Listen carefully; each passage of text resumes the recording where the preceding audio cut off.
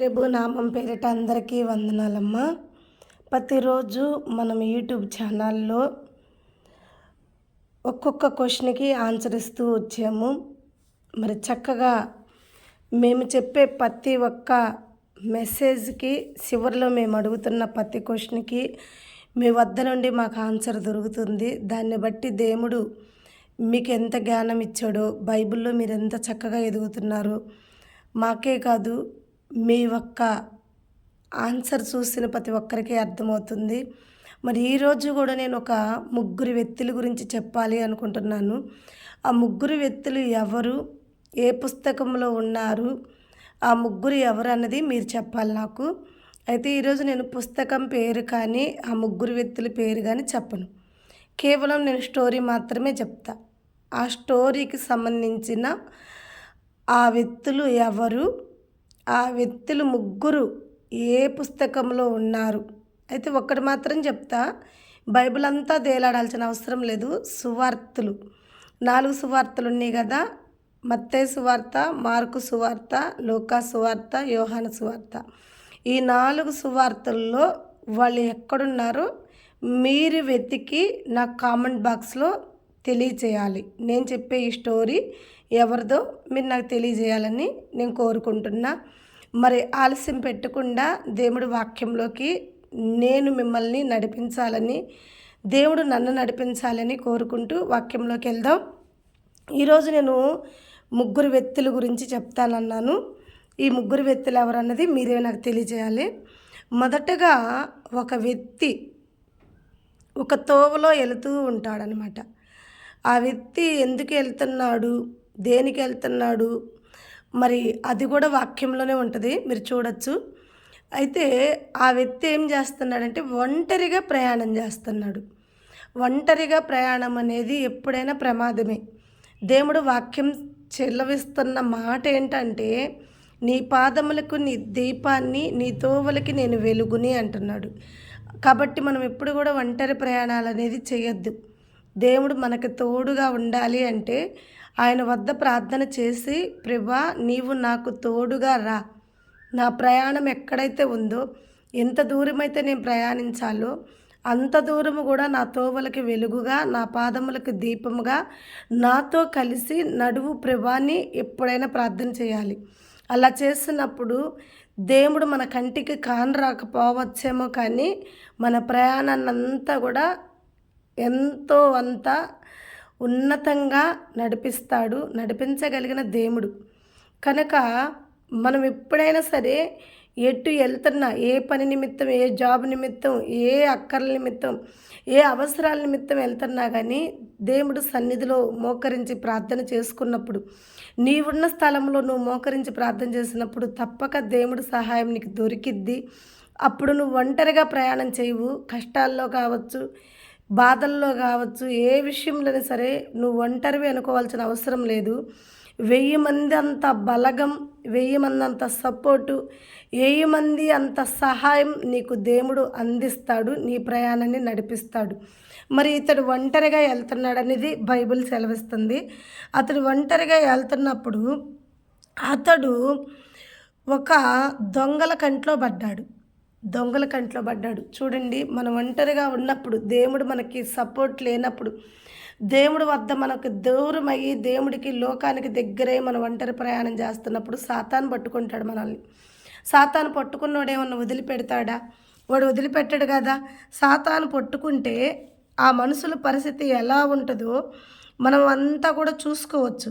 ఎందుకంటే దేవుడు ఇది ఒక ఉపమాన రూపంగా చెప్పిన మంచి మాటలు ఇవి, చాలా మంచి మాటలు.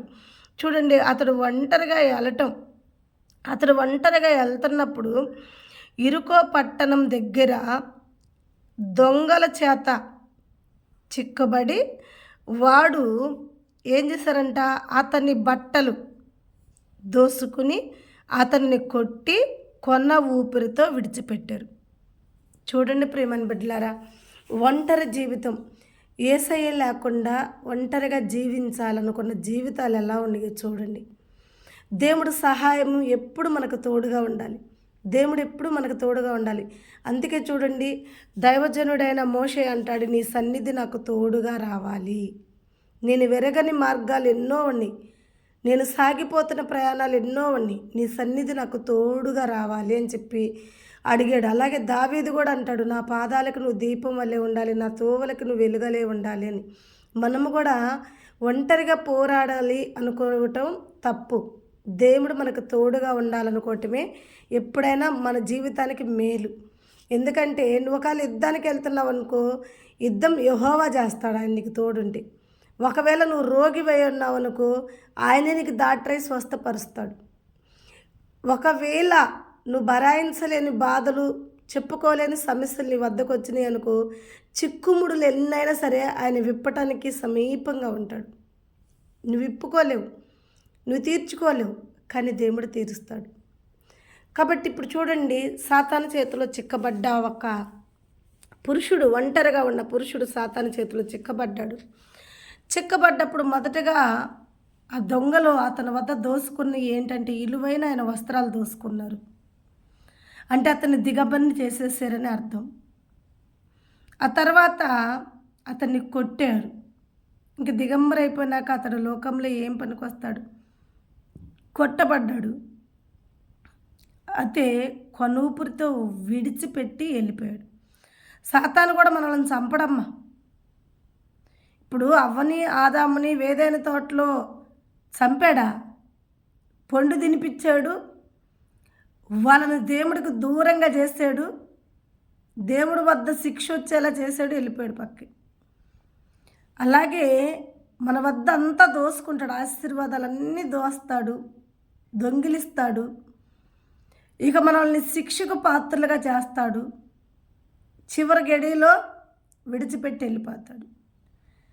ఎవరు నిన్ను విడిచినా నేను నిన్ను ఎడవను అని చెప్తున్న దేవుడు చాలా నమ్మదగినవాడు. మాటిచ్చి మాట తప్పేవాడైతే మన దేవుడు కాదు. మన చుట్టూ ఎందరో శత్రువులు ఉంటారు, ఎంతో శోధించేవారు ఉంటారు, ఎంతో బాధ పెట్టేవాళ్ళు ఉంటారు, మనల్ని దోసుకునే వాళ్ళు ఉంటారు, గాయపరిచే వాళ్ళు ఉంటారు. అయితే మనకున్న ఆదరణకర్త అయిన దేవుడు ఎప్పుడు మనల్ని విడిచిపెట్టడు. విశ్వాసం కలిగుండు, జీవం కలిగుండు. దేవుడు నీకు సహాయం చేయడానికి సమీపంగానే ఉంటాడు, వ్యర్థం చేయడు. ఇది ఈ దారిలో వెళ్తున్న వ్యక్తి యొక్క జీవితం. ఆ వ్యక్తి ప్రయాణమై వెళ్తున్నాడు. కొన్ని విలువైన వస్తువులు ఆ వ్యక్తి వద్ద ఉన్నాయి. ఆ వస్తువులు తీసుకోవటానికి కొందరు దొంగలు, అతడి పక్కన ఎవరు సపోర్ట్ లేరు, అతన్ని సేవ్ చేసేవాళ్ళు కానీ కాపాడేవాళ్ళు కానీ ఎవ్వరు లేరు. అతడు ఒంటరిగా ఉన్నాడు కాబట్టి దొంగలకి మంచి అనుకూలం, మంచి అవకాశాన్ని దొంగలు ఏమాత్రం కూడా విడిచిపెట్టలేదు. ఆ దొంగలు వాడుకున్నారు. ఈరోజు సాతాను కూడా నీ వద్ద కందిరేగ వలె కనిపెట్టుకుని ఉంటాడు, నీ వద్ద అవకాశం కోసం. ఎప్పుడు వాడి చేతుల్లో నువ్వు చిక్కుతావా, ఎప్పుడు నిన్ను దోసుకుందామా, నీ వద్ద ఉన్న ఆశీర్వాదాలు దోసుకుందామని చెప్పి వాడు నీ వద్ద ఎదురు చూస్తూనే ఉంటాడు. అలాగే ఈ దొంగలు కూడా ఆ మార్గంలో కనిపెట్టుకునే ఉన్నారు. ఒంటరిగా ఎవరు చిక్కుతారు వాళ్ళని దోసుకోవాలని కనిపెట్టుకుని ఉన్న వాళ్ళది తప్పు కాదు, కానీ ఒంటరిగా పోవటం ఇతడిదే తప్పు. ఎందుకంటే ఆ మార్గంలో దొంగలు ఉంటారని అతనికి తెలుసు. ఇలువైని పట్టుకుని వెళ్తే దోసుకుంటారని కూడా తెలుసు. ఈ రోజుల్లో మనం కూడా ఏం చేస్తామంటే సమస్తం మనకు తెలుసు. మనం దేవుడికి దూరం అయితే సాతానుకు దగ్గర అవుతామని తెలుసు. మనం దేవుడికి దూరం అయితే మనం ఒంటరి వారమని తెలుసు. మనం ఒంటరిగా ఉంటే దుష్టుడైన సాతాను మనల్ని పట్టుకుంటాడని తెలుసు. వాడు మనల్ని పట్టుకుంటే మన వద్ద ఉన్న విలువైనవన్నీ, ఒకవేళ ఆరోగ్యం కావచ్చు, ఒకవేళ జీవితమే కావచ్చు, ఏ విషయమైతే నీకు వద్ద విలువగా ఉందో ఆ విలువైనవన్నీ దొంగిలించి నిన్ను ఒంటరి చేసి కొనూపురితో వదిలేస్తాడని తెలుసు. తెలిసి కూడా ఈ వ్యక్తి ఎలా అయితే ఆ అడవిలో మార్గంలో దొంగలు ఉంటారని తెలిసి, విలువైన వస్తువులు దొంగిలిస్తారని తెలిసి కూడా అనేకరు చెప్పినా వినకుండా తన సొంత నిర్ణయంతో, తన సొంత ఆలోచనతో, నేను జ్ఞానం కలిగిన వాడిని, బలం కలిగిన వాడిని, తెలివి కలిగిన వాడిని, డబ్బు కలిగిన వాడిని, నన్నెవడేం చేస్తాడని చెప్పేసి వెళ్ళినప్పుడు అతని జ్ఞానం అతన్ని కాపాడలేదు, అతని డబ్బు అతన్ని కాపాడలేదు, అతని బలం అతన్ని కాపాడలేకపోయింది. పట్టుకున్న వాళ్ళు బలవంతులు, ఎందుకంటే దుష్టుడు నీకన్నా చాలా బలంగా ఉంటాడు. నువ్వు ఒంటరిగా ఉంటే బలహీనుడివే. నువ్వెంత ధనమున్నా ఎంత బలగమున్నా జీవం కలిగిన దేవుడే నీ బలం. చక్కని పాట ఉంటుంది, యెహోవా నా బలము యథార్థమైనది నీ మార్గమని. అలాగే మన బలవంతుడు దేవుని పక్కన పెట్టవద్దు ఇప్పుడు కూడా. బలవంతుడైన మన దేవుడు మన పక్షానంటే యుద్ధం యెహోవాది.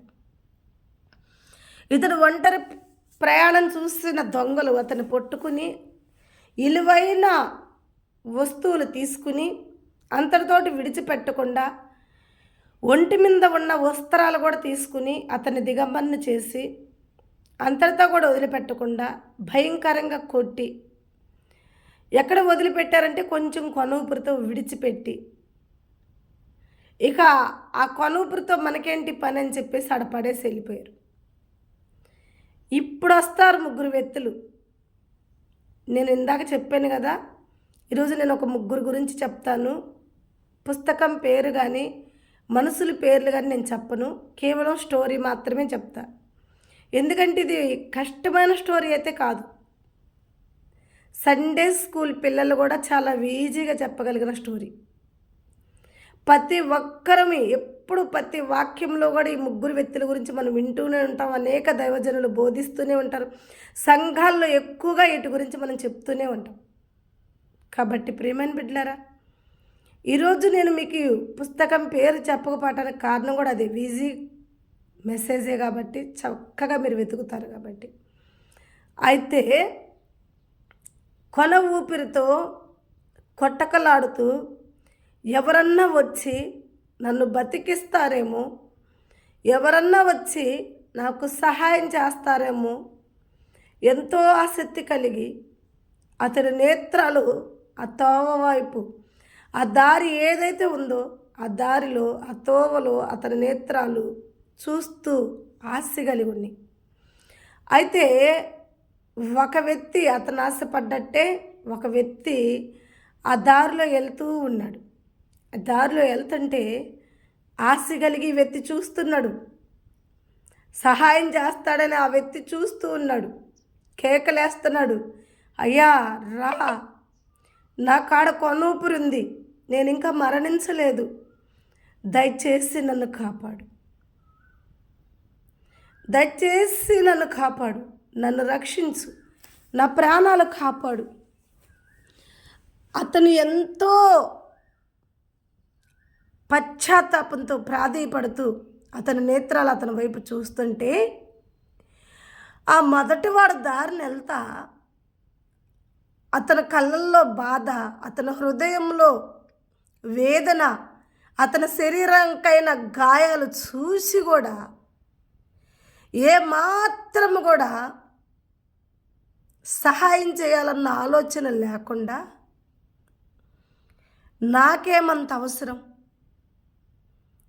నాకేమంత పని, నాది నేను చూసుకోవాలి, ఇతరులకు నేను ఎందుకు సహాయం చేయాలి, నాకేమంత ధనం ఎక్కువైపోయిందా, నాకేమంత ధనం ఎక్కువైపోలేదు, అంత సహాయం ఎక్కువైపోలేదు, ఇతడికి సహాయం చేయబోయి నేనే తిప్పల్లో పడతాను, నేనే ఇబ్బందులు తెచ్చుకుంటాను, లేనిపోయిందని చెప్పేసి రక్తపు మడుగుల్లో ఆ వ్యక్తిని చూసి కూడా కొద్దిపాటి సహాయం ఆ వ్యక్తికి కూడా చేయకుండా ఈ వ్యక్తి ఆ వ్యక్తిని దాటుకుంటూ వెళ్ళిపోయాడు. చాలా బాధపడ్డాడు ఆ వ్యక్తి, నిరాశ కలిగిపోయాడు. అయ్యో, నేను ఎంతో సహాయం కోరాను, ఎంతో ఆశించాను ఈ మొదటి వాడిని, నాకు సహాయం చేస్తాడనుకున్నాను, నా కొనూపిరితో ఉన్న నన్ను బతికిస్తాడనుకున్నాను, కానీ ఇతడి వద్ద నాకు ఏ సహాయం దొరకలేదని ఎంతో సొమ్మసిల్లిపడు. ప్రేమైన బిడ్డ, దేవుడు ఈరోజు నీతోనే మాట్లాడుతున్నాడు. ఈ ఒక్క మెసేజ్ ద్వారా దేవుడు కొన్ని మాటలు నీ వద్దకు పంపిస్తున్నాడు. ఆ మాటలు చెవులొగ్గి విను, హృదయంలో తలపోసుకో. నీ మనసు ఈ మాటలకి ఏ ఆలోచన చెప్తుందో ఆ ఆలోచనలన్నీ అంగీకరించు. నీవు కూడా నీ జీవితంలో కుడికి ఎడంకి తిరగలేని పరిస్థితులు. ఒక విధంగా చూస్తే ముందు సముద్రం, వెనక సైన్యం, ఎటు వెళ్ళాలో తెలియని మార్గం. అలాంటి పరిస్థితుల్లో నువ్వు ఉండి ఇతరుల సహాయం కోరుకుంటే మనుషుల సహాయం ఇలాగే ఉంటుంది. తోసి వేసి వెళ్ళే మనుషులు. నువ్వు కష్టాల్లో పడితే నిన్ను చూసి జాలి పడేవాళ్ళు ఉండరు. నువ్వు అనుకుంటున్న నీ చుట్టాలు కానీ, నీ బంధువులు కానీ, నీ రక్త సంబంధికులు కానీ ఎవ్వరు కూడా నీ కష్టంలో నీకు సహాయం చేస్తారని వాళ్ళ వద్ద నువ్వు ప్రయాసపడి వాళ్ళ వైపు నువ్వు జాలిగా చూసినా ఏమాత్రం నీ మీద ఇంత కూడా జాలి చూపించరు. ఇంకా నువ్వు పడిపోవటం ఆల్చం, శ్రమలు నీ వద్దకు రావటం ఆల్చం, ఇంకా నీ మీద నేరాలు మోపేవాళ్ళే. ఒక చిన్న ఉపమానం చెప్తానండి. ఒక గాడిద తన ప్రయాణం చేస్తూ అడవిలో వెళ్తూ ఉంటే ఆ గాడిద మీద ఒక కొమ్మ ఇరిగొచ్చి అది నిలబడి ఉన్నప్పుడు దాని ఒంటి మీద పడ్డప్పుడు దాని ఈపికి మంచి గాయమైందంట. ఆ కొమ్మ వల్ల చాలా గాయమైతే ఆ గాడిదంట ఎవరన్నా వచ్చి ఈ గాయానికి కొంచెం మందు పూస్తే బాగుండు, ఏదన్నా ఒక పొసురేస్తే బాగుండు అని చెప్పి ఆశగా బాధగా ఒక కాకి వద్దకు వెళ్ళిందంట. ఆ కాకి అంట, గాడిద నా కాడికి ఎందుకు వచ్చావు అని అడిగిందంట. అమ్మా, నాకు గాయమైంది, ఆ గాయం నన్ను చాలా బాధ పెడుతుంది, ఈ గాయాన్ని కడతావని సహాయంతో వచ్చాను. ఈ గాయాన్ని కొంచెం ఏదన్నా పొసురో ఏదన్నా ఒక మందో తెచ్చి నువ్వు ఎగరగలుగుతావు, నీకు రెక్కలున్నాయి, ఎగరగలిగిందని కాబట్టి ఎక్కడికో ఒక దిక్కటికి వెళ్ళి నా గాయం మానే ఒక చిన్న మందుని పూసి నాకు సాయం చేస్తావని నీ వద్దకు వచ్చాను అని కాకితో గాడిద చెప్తుంటే కాకి నవ్వి, ఏది నీ గాయం, ఒకసారి నన్ను చూడండి, ఎంత పెద్ద గాయం అవుతుందో చూద్దాం అనేది ఆ గాడిద కాకి వద్ద గాయాన్ని చూపిస్తుంటే కాకి అంట, ఉరి ఇంత పెద్ద గాయమైందా, ఉరి ఇదేనా గాయం, ఇదేనా గాయం అని చెప్పి ఆ గాయం మీద తన ముక్కుతో పొడుస్తూ పొడుస్తూ పొడుస్తూ పొడుస్తూ ఆ నెత్తురు ఇంకా ఎక్కువగా వచ్చేలా చేసి ఆ గాయాన్ని మరి కాస్త గాయంగా పెద్ద గాయంగా చేసేసిందంట.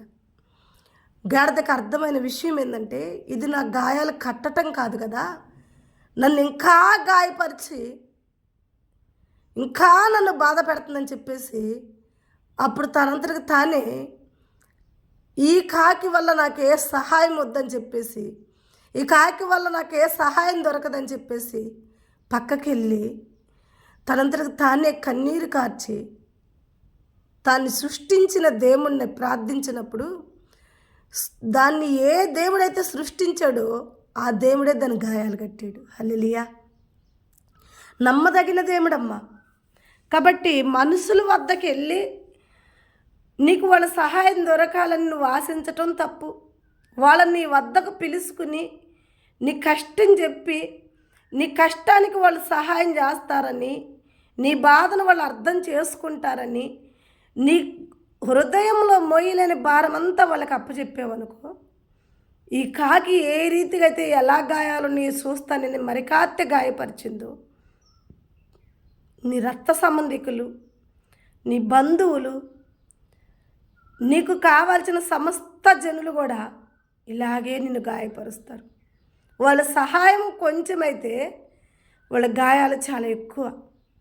వాళ్ళ సహాయం కన్నా వాళ్ళ గాయాలు భరాయించలేం. ముందు ప్రియమైన బిడ్డ, గాయాలు కట్టువాడు ఒకడు ఉన్నాడు చూడు.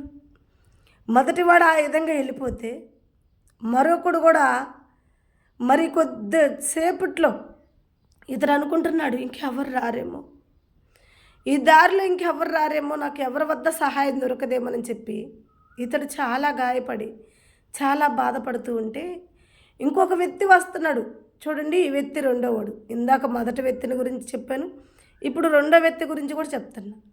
ఈ రెండో వ్యక్తి వచ్చినప్పుడు ఇతడు కేకలేస్తున్నాడు ఆశతో.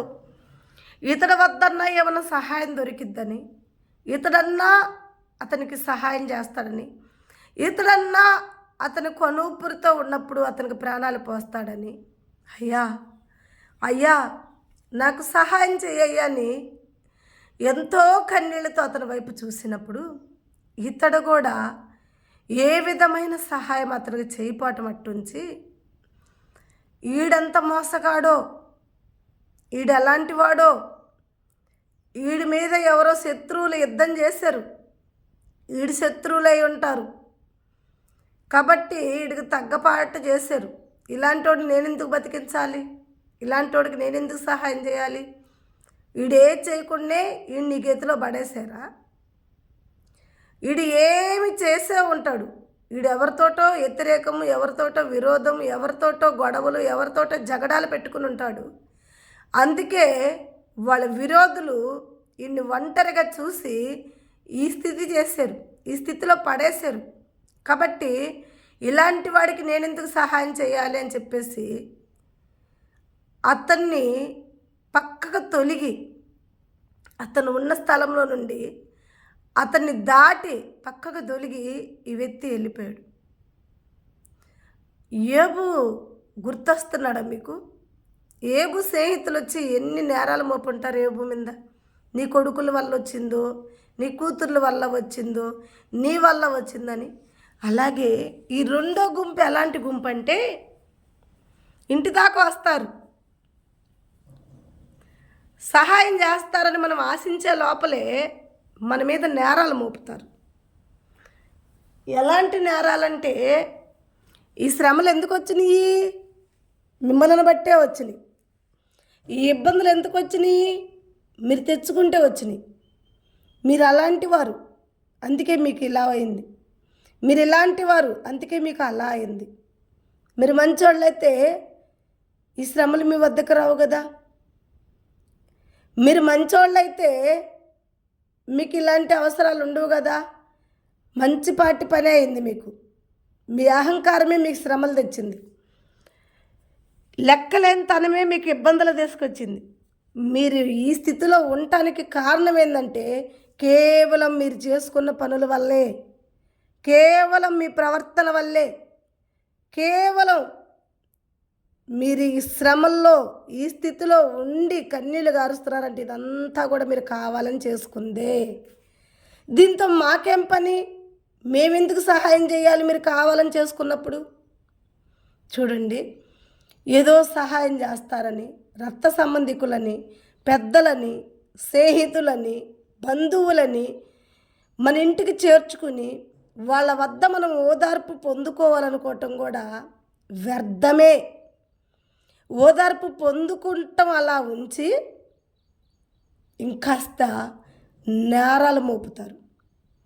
ఇందా చెప్పాను, గాయం కట్టడం అలా ఉంచి మరి కాస్త గాయపరిచే కాకిని చెప్పాను.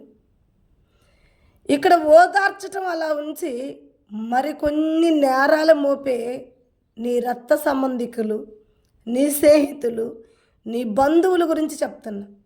ఈ రెండో వాడు గురించి, ఈ రెండో వాడికి సంబంధించిన వారు ఇల్లే. ఇక ఇప్పుడు నువ్వు అనుకుంటావు, ఇంక ఈ సమస్య కొండవలే ఉంది, ఇది ఇంక ఎవరి వల్ల కాదు, నేరాలు నా మీదే మోపబడుతున్నాయి, నా గాయాలను బట్టి మరి కాస్త గాయపరిచే వాళ్ళే నాకు తోడవుతున్నారు, ఇక నా గాయాలు మానే కాదు, అవి పెరిగాయే కానీ మానే కాదు, ఇక నాకు సహాయం దొరికేది కాదు, ఇంకా నేరాలు మోపబడేదే కానీ అని నిరాశపడుతున్నావా? నా ప్రియమైన బిడ్డ, నువ్వు ఒంటరిగా ఉన్నప్పుడు తెచ్చుకున్న శ్రమలు ఇవి. అయితే ఇప్పుడు నువ్వు దేవుళ్ళలోకి వచ్చావుగా. ఎప్పుడొచ్చావు? సమరీయుడు ఎప్పుడైతే ఈ వ్యక్తి పడిపోయాడు, ప్రయాణం చేస్తున్న వ్యక్తి పడిపోయాడు, పడిపోయినప్పుడే ఈ వ్యక్తికి ఒంటరి జీవితం అంటే తెలిసింది, ఒంటరి పోరాటం అంటే తెలిసింది. అప్పుడే ఆ వ్యక్తిలో పశ్చాత్తాపం మొదలయ్యి దేవుడి వద్ద ప్రాధేయపడుతున్నాడు. ఇద్దరి మీద ఆధారపడ్డప్పుడు ఆ ఇద్దరు సహాయం లేనప్పుడు అతనికి తెలిసింది అతన్ని సృష్టించిన వాడే, సృష్టికర్త అయిన దేవుడే అతనికి సహాయం చేయగలుగుతాడు. ఎందుకంటే ఆయన కన్ను లోకమంతా సంచరిస్తుంది, ఆయన కన్ను, ఆయన నేత్రం ఇన్ని చూడగలుగుతుంది, ఆయనే చేయగలుగుతాడని చెప్పి ఎప్పుడైతే వాడు దేవుడి మీద ఆధారపడున్నాడు, ఎప్పుడైతే ఆయన సహాయం కొరకు ఎదురు చూస్తున్నాడు, తప్పకుండా సహాయం దొరికింది. నా ప్రియమైన బిడ్డ, పడిపోయినాక ఇతరుల వద్ద సహాయం విలువేంటో తెలుసుకున్నాక వాడు సహాయం పొందుకున్నాడు. నువ్వు కూడా ఈ శ్రమలనేవి నీ వద్దకు రాబట్టి, ఈ అవమానం, ఈ గాయాలు నీకు అవబట్టి నువ్వు జీవం కలిగిన దేవుడి వద్దకు వచ్చి ఉన్నావేమో, ఆయనందు ఆసక్తి కలిగి ఉన్నావేమో. నేను మోయలేని ఈ భారానికి నీవే నాకు సహాయం చేయాలని దేవుడి వద్ద కన్నీళ్లు కారుస్తున్నావేమో. ఇక మనుషుల సహాయం నాకు దొరకదయ్యా అని ఏడుస్తున్నావేమో. మనుషుల సహాయం తీసివేసి, డబ్బు సహాయం తీసివేసి, నీవులాగా ఖాళీ పాత్రగా నా దేవుడి వద్ద ఉంటే, నువ్వు మనుషుల మీద ఆధారపడ్డప్పుడు, నీ ధనం మీద నువ్వు ఆధారపడ్డప్పుడు, నీ మీద నువ్వు ఆధారపడ్డప్పుడు నీకు సహాయం దొరకదు. కానీ సమస్తము చేయగలిగిన దేవుడి మీద ఎప్పుడైతే నువ్వు ఆధారపడతావో తప్పకుండా ఆదరణ పొందుకుంటావు. నీ పూర్ణ హృదయంతో, నీ పూర్ణ ఆత్మతో ఆయన మీద ఆధారపడ్డప్పుడు నీ చుట్టూ ఉన్న శ్రమలు, నీ చుట్టూ ఉన్న సమస్యలు ఏదైతే నిన్ను కుంగదీస్తున్నాయో, నడి సముద్రం వల్లే నీ జీవితం ఉందో, ముందు చూస్తే సముద్రం, వెనక చూస్తే సైన్యం అనుకుంటున్నావు, నా దేవుడు ఇక్కడ చేసిన అద్భుతం చూడు. ఇక ఎన్నడూ కూడా నువ్వు ఆ శ్రమలను చూసి, ఆ గాయాలను చూసి, నీ ఎదుట నిలబడిన ఈ కొండ వలె ఉన్న ఈ భయంకరమైన స్థితిని చూసి నువ్వు భయపడవు. కొండను కరిగించగలిగిన దేవుడు నీతో మాట్లాడుతున్నాడు చూడు. ఎలా మాట్లాడుతున్నాడంటే, నిరాశపడ్డాడు, ఇక అవకాశం లేదనుకున్నాడు, ఇద్దరు సహాయం దొరకలేదనుకున్నాడు, దేవుడి వద్ద ప్రార్థన చేశాడు, ప్రాణాలు విడిచిపెట్టుటకు సమీపంగా ఉన్నాడు, తన ప్రాణాలు పోతాయని ఇంకా తెలుసుకుంటున్నాడు. తన పరిస్థితిని బట్టి తనకు వచ్చిన మరణాన్ని జ్ఞాపకం చేసుకొని కన్నీళ్లు కారుస్తున్నాడు. అప్పుడే అటు నుండి మరొక మూడో వ్యక్తిని దేవుడు పంపాడు. అంతే ప్రియమైన బిడ్డలారా, మనకి ఏ మార్గం లేదు, అన్ని మార్గాలు మూయబడ్డాయి, మనకి ఏ సహాయం లేదు. డాక్టర్లు మనల్ని బాగు చేయలేరు, స్నేహితులు మన సమస్యలు తీర్చలేరు, రక్త సంబంధికులకు మనకు సపోర్టుగా ఉండలేరు. నా ఎదుట ఉన్న ఈ శ్రమ ఏదైతే ఉందో, ఈ శ్రమను తీయగలిగిన వాడు ఎవ్వరూ లేడు, ఇక నాకు ఈ శ్రమల్లో మరణమే అని నువ్వు అనుకుంటుంటే అద్భుతం చేయగలిగిన దేవుడు నీ ముందున్నాడు. ఆయన చేయగలిగిన దేవుడు. అప్పుడే ఒక అద్భుతం జరిగింది. ఒక మూడో వ్యక్తి వచ్చాడు. దేవుడు అంటాడు, నీ ఆశ నిరాశలు కానీ కావు, వేదనలెందుకో, నీ కన్నీళ్ళు కలకాలముండవు, కలతే చెందకు, అవసరాన్ని బట్టి అగ్ని వంటి శ్రమలు కలుగుతున్నవని తెలిసి కలత చెందబోకు, నిన్ను పిలిచిన దేవుడు నమ్మతగినవాడు, శోధనలో నిన్ను ఎన్నడు విడిచిపెట్టిపోడు,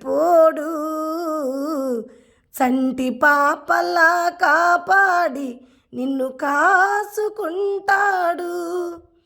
కన్న తండ్రిలా తోడుండి నిన్ను ఆదుకుంటాడు.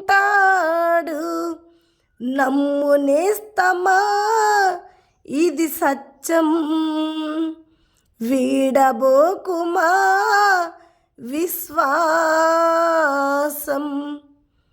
ప్రియమైన బిడ్డ, నువ్వే స్థితిలో పడిపోయి ఉన్నావో, ఈ మార్గంలో పడిపోయిన వ్యక్తి వలె ఏ శ్రమలో పడిపోయి ఉన్నావో ఏ వ్యాధిలో పడిపోయి ఉన్నావో, ఏ రోగంలో పడిపోయి ఉన్నావో, ఏ శత్రువుల చేతిలో పడిపోయి ఉన్నావో, ఏ అప్పుల చేతిలో పడిపోయి ఉన్నావో, ఊహించలేని శ్రమలో, ఊహించలేని బాధలో, నీ బిడ్డల చేతిలో కావచ్చు, నీ తోబుట్టు చేతిలో కావచ్చు, నీ భర్త వల్ల, నీ భార్య వల్ల ఏదైతే నిన్ను పడగొట్టి ఉందో, పైకి లేవలేననుకుంటున్నావేమో, కన్నీరు కారుస్తున్నావేమో, ఈ వాక్యం నీ కొరకే దేవుడు పంపిస్తున్నాడు.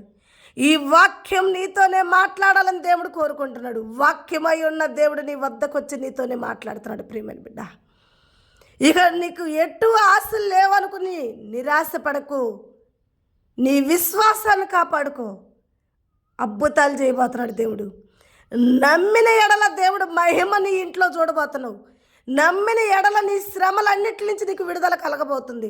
నమ్మిన ఎడల ఏ కొండ అయితే నీకు అడ్డంగా నిలబడిందో ఆ కొండను దేవుడు తీసి సముద్రంలో పడేయబోతున్నాడు. నమ్ము ప్రియమైన బిడ్డ, దేవుడే పంపిస్తున్నాడు ఈ మాటలు. నీ రూపం నాకు తెలియదు, నీ హృదయం నాకు తెలియదు. దేవుడు మాట్లాడుతున్న మాటలు మాత్రమే నీకు అందిస్తున్నా. దేవుడు నీతో ఏది మాట్లాడమన్నాడో అదే నేను బోధిస్తున్నా. దేవుడు వస్తున్నాడు, నీతో మాట్లాడుతున్నాడు. నిన్ను పడిపోయిన స్థితిలో నుండి పైకి లేవనెత్తబోతున్నాడు. ఆలస్యం అవుతుందేమో, అద్భుతాలు చేయబోతున్నాడు నా దేవుడు. హల్లెలూయా. ఒకవేళ నువ్వు కోరిన ఎమ్మటనే జరగలేదనుకుంటున్నావేమో, ఇప్పుడే విత్తనం వేసావు. విశ్వాసం అనే విత్తనం ఇప్పుడే పడింది దేవుడి సన్నిధిలో. దాని పంట నూరింతలుగా కోసుకోబోతున్నావు. కొంచెం ఆలస్యం అవుతుందేమో కానీ అన్యాయం మాత్రం జరగదు. ఎందుకంటే దేవుడు నీ ఎదుట ఉన్న ప్రతి ఇరుకుని, ప్రతి ఇబ్బందిని, ప్రతి శ్రమని ఇరగదీయబోతున్నాడు. కాడిని విరగొట్టబోతున్నాడు. దేవుడికి మహిమ కలుగును గాక. ప్రియమైన బిడ్డ, మనుషులకి అసాధ్యం. మనుషుల వద్ద నీ ప్రయాస వ్యర్థం. నా దేవుడు అంటున్నాడు, ప్రయాసపడి భారం మోస్తుంటే నా వద్దకి రా, నేనే నీకు విశ్రాంతి కలగజేస్తానంటున్నాడు. విశ్రాంతి కలగజేసే దేవుడి వద్దకు నువ్వు రా. ఆయన అందు నువ్వు నమ్మకం కలిగుండు, విశ్వాసం కలిగుండు. మనుషులు నీ మీద జాలి పడలేదేమో కానీ నా దేవుడు నీ మీద జాలి పడుతున్నాడు. ఈ మూడో వ్యక్తి అతను పొనుకున్న స్థితి, అతని రక్తపు మడుగులు, అతని నేత్రాలు సహాయం చేయమని అతని నేత్రాలు ఎలా చూస్తున్నాయో, నన్ను కాపాడమని తన ప్రాణం ఎలా మొరపెడుతుందో, ఇవన్నీ చూసిన ఆ వ్యక్తికి అతడి మీద జాలి కలిగిందంట. దేవుడికి మహిమ కలుగును గాక. అతని మీద జాలి కలిగి ఆ మూడో వ్యక్తికి ఎప్పుడైతే జాలి కలిగిందో అప్పుడు ఎమ్మటిన ఆ వ్యక్తి ఏం చేశాడో తెలుసా? అతడి మీద జాలి పొందుకున్న ఆ వ్యక్తి అతన్ని విడిచిపెట్టాడా? అతనికి జాలి కలిగినప్పుడు నూనెయు ద్రాక్షారసము పోసి అతని గాయాలు కట్టాడు. దేవుడికి మహిమ కలుగును గాక. ప్రేమని బిడ్డ చూడండి, ఇక ఆశ లేదనుకుంటున్నాడు, ఎండిపోయారనుకుంటున్నాడు, అయిపోయిందనుకుంటున్నావా? ఇక్కడ మూడో వ్యక్తి వచ్చాడు. ఆ మూడో వ్యక్తి ఏం చేశాడు తెలుసా? మరొక ద్వారం తెరిచాడు దేవుడు. ఇక నీకు ఏ దారులు లేవు, మూయబడింది అనుకుంటున్నావేమో, మరొక ద్వారం నీ కొరకు ఎదురు చూస్తుంది. అదే నజరేయుడనబడిన యేసు ద్వారం. నేనే మార్గము, నేనే జీవము, నేనే సత్యం అని చెప్పిన నా దేవుడు మార్గం ఉంది. ఎప్పుడు తెరిసే ఉంటుంది ఆ మార్గం. తెరిసి ఉన్న మార్గం జాలి పడింది. నూనె ద్రాక్షారసం పోసి అతడి గాయాలు కట్టి అతడిని పూట కూలివాడికి అప్పచెప్పి, ఇతడిని నువ్వు చూడు, ఇతడికి నువ్వు సహాయం చెయ్యి, ఇతడి గాయాలు మాన్పు, నేను మరలా వచ్చి ఇతడి మీద నీకు అయ్యే ప్రతి రూపాయి నేను ఇస్తా, ఇదిగో ఇప్పుడు ఈ రూపాయి నువ్వు తీసుకో. ప్రియమైన బిడ్డ, ఏ దారి లేదనుకుంటున్నావా? నా దేవుడు అంటున్నాడు, నేనున్నా. ఒక భక్తుడు, ఈ దారిలో ఎల్లాలో తెలియక ఆగిపోయానయ్యా, మార్గము చూపి కరుణతో నడిపించు నా యేసయ్యా, సమస్తానికి ఆధారమైన యేసయ్యా, కృపతో నన్ను జ్ఞాపకం చేసుకోవయ్యా. ఆ స్థితిలో ఆ వ్యక్తి ప్రార్థించుండొచ్చు, ప్రార్థన చేసి ఉండొచ్చు. దేవుడు జ్ఞాపకం చేసుకోవటమే కాదు, జాలి పడ్డాడు. ప్రియమైన బిడ్డ, ఇప్పుడు నువ్వు కూడా అదే స్థితిలో ఉన్నావేమో. నిన్ను పడేసిన పరిస్థితి ఏదైతే నాకు తెలియదు, కానీ ఏ స్థితిలో నువ్వు పడిపోయి ఉన్నావో నాకు తెలియదు, కానీ ఇక నీకు దారి లేదు. జ్ఞాపకం చేసుకోమని నువ్వు దేవుడి వద్ద ప్రార్థన చేస్తే, నా దేవుడు అంటున్నాడు జ్ఞాపకం చేసుకోవటమే కాదు, జాలి పడుతున్నా నీ మీద అంటున్నాడు. జాలి పడి నీ గాయాలు కట్టి నువ్వున్న స్థితిలో నుండి నేను లేవనెత్తబోతున్నాడు. నా దేవుడికి మహిమ కలుగును గాక. నీకు సహాయకులను లేవనెత్తబోతున్నాడు. నీకు సహాయం చేసే వాళ్ళని పిలవబోతున్నాడు ఆయన. చూసారా, అతనికి సహాయం చేసే వ్యక్తిని ఏర్పాటు చేశాడు, ఆ వ్యక్తికి జీతం ఇచ్చాడు. అలాగే నీకు సహాయం చేసే వాళ్ళని లేవనెత్తుతాడు. ఆ సహాయం చేసిన వారికి కూడా దేవుడు దీవిస్తాడు. నీ గాయాలు కట్టేవారు నీ ఎదుటకు రాబోతున్నారు. నీ గాయాలు, నీకున్న శ్రమను, నీకున్న ఇబ్బంది, నీకున్న పరిస్థితిని తీర్చేవాళ్ళని దేవుడు నడిపించబోతున్నాడు. నా ప్రియమైన బిడ్డ, నువ్వు నమ్మితే లాజరు సమాధి వద్ద స్వయంగా జీవం కలిగిన దేవుడు అడిగిన మాట, యేసు అడిగిన మాట, మార్తా నువ్వు నమ్మితే దేవుడు మహిమ చూస్తావన్నాడు. ఈ వాక్యం నీ ఇంటికి వచ్చింది కాబట్టి నేను అడుగుతున్న ప్రియమైన బిడ్డ, నీతోటి నేను మాట్లాడుతున్నా, నీకు బోధిస్తున్నా, నీ సేవకురాలను అడుగుతున్నా. నువ్వు నమ్ముతున్నావా దేవుడు ఈరోజు నీతో మాట్లాడాడని? నువ్వు నమ్ముతున్నావా నీకు దేవుడు సహాయం చేయబోతున్నాడని? నువ్వు నమ్ముతున్నావా నువ్వు పడిపోయిన స్థితిలో నిన్ను ఎవ్వరు లేవనెత్తలేరు అనుకుంటున్నావేమో? నజరేయుడనబడిన యేసు, నువ్వు సేవించుచున్న దేవుడు నిన్ను లేవనెత్తబోతున్నాడని నువ్వు నమ్ముతున్నావా? అయితే నమ్ము, నా దేవుడు నిన్ను లేవనెత్తుతున్నాడు. నమ్ము, నా దేవుడు నిన్ను స్థిరపరచబోతున్నాడు. నమ్ము, నీ పాదాలు తొట్టిరెళ్ళకుండా నా దేవుడు నిన్ను కాపాడబోతున్నాడు. దేవుడు మహిమ నువ్వు చూడబోతున్నావు. హల్లెలూయా. ఖచ్చితంగా నువ్వు నమ్మినప్పుడు అద్భుతాలు నీ ఇంట్లో జరగబోతున్నాయి. ఏ శ్రమలతో నింపబడిందో నీ ఇల్లు, ఏ కన్నీళ్లతో నింపబడిందో నీ స్థలము, ఏ పరిస్థితిలో పడిపోయిందో నీ పరిస్థితి, వాటన్నిటి నుండి నేడు నీకు విడుదల కలుగునుగాక. విడుదల కలిగింది కాబట్టి దేవుడు వాక్యమై ఉన్న దేవుడి వాక్య రూపంలో నీ వద్దకు వచ్చి నీతోనే మాట్లాడాడు. ఖచ్చితంగా నువ్వు నమ్మితే లాజరు సమాధి వద్ద అనేకులు ఆ మహిమను చూసేవారు. నువ్వు నమ్మితే నీ కుటుంబంలో, నీ శరీరంలో, నీ బాధల్లో, నువ్వు పడిపోయిన స్థితిలో దేవుడు మహిమను చూడబోతున్నావు. హల్లెలూయా. మరి చూశారు కదా, విన్నారు కదా ఈ మెసేజ్ అమ్మ. ఈ మెసేజ్ విన్న ప్రతి ఒక్కరితో దేవుడు మాట్లాడాడు. మరైతే ఈరోజు ఈ మెసేజ్కి సంబంధించిన 3 వ్యక్తుల గురించి నేను అడుగుతానని చెప్పాను. మరి మొదట పోయిన వ్యక్తి ఎవరు? తర్వాత పక్కకు తొలగిలిన వ్యక్తి ఎవరు? మరి ఈ వ్యక్తి గాయాలు కట్టి నూనె పోసి ద్రాక్షారసం ఇచ్చిన ఈ 3వ వ్యక్తి ఎవరు? అసలు నేను చెప్పిన ఈ వాక్యమంతా ఈ 4 సువార్తల్లో ఏ అధ్యాయంలో, ఏ వచనంలో ఉందో మీరు కామెంట్ బాక్స్లో మాకు తప్పకుండా తెలియజేస్తారని. మీరు కామెంట్ బాక్స్లో మాకు తెలియజేసినప్పుడు, మీ పేర్లు మేము చూసినప్పుడు దేవుడు మీకు ఇచ్చిన జ్ఞానాన్ని బట్టి మేము ప్రార్థిస్తాం. అంతేకాకుండా ఇలాంటి అద్భుతమైన దేవుడి ప్రేరేపణ కలిగిన వాక్యాలు మేము ముందుకు తీసుకొస్తాం. ప్రభు మిమ్మల్ని దీవించి ఆశీర్వదించి బలపరచునుగాక. ఖచ్చితంగా ఈరోజు నమ్మిన వారందరికీ ప్రభు విడుదల ఇచ్చి వాళ్ళు పడిపోయిన స్థితిలో నుండి దేవుడి పైకి లేవనెత్తునుగాక. ఆమేన్. God bless you.